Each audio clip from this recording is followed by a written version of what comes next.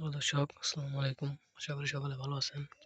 তো দর্শক দেখতে পাচ্ছেন আমরা আমাদের চাষের জমির পাড়ে দিয়ে কীভাবে এই বিদেশি ঘাসগুলো চাষ করে থাকি।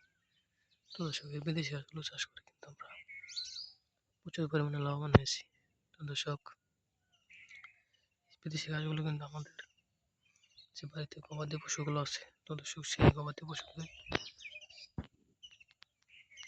খাওয়ানোর জন্য কিন্তু আমরা এই বিদেশি ঘাসগুলো চাষ করে থাকি।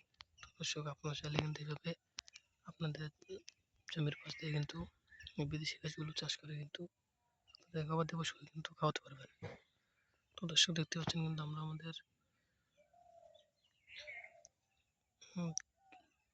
চাষের জমির পাশ দিয়ে কিন্তু প্রচুর পরিমাণে এই ঘাসগুলো লাগিয়েছি। তো দর্শক আপনারা চাইলে এভাবে আপনাদের জমির পাশ দিয়ে কিন্তু এই ঘাসগুলো লাগাতে পারেন। তো দর্শক এই ঘাসগুলো যদি আপনারা চাষ করতে চান তাহলে আপনাদের এই ঘাসগুলোর বীজগুলো আপনাদের বাজার থেকে কিনে আনতে হবে। তারপর সেই বীজগুলো আপনাদের জমির পাশ দিয়ে ছিটিয়ে রোপণ করে দিলে আপনাদের এরকম বিদেশি ঘাসগুলো কিন্তু আস্তে আস্তে বড় হয়ে যাবে। যখন বড় হয়ে যাবে তখন সেগুলো আপনারা সংগ্রহ করে নিয়ে বাড়িতে এনে আপনাদের গবাদি পশুকে খাওয়াতে পারবেন।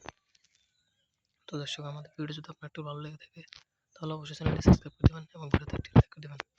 ধন্যবাদ, সবাই ভালো থাকবেন। আসসালামু আলাইকুম।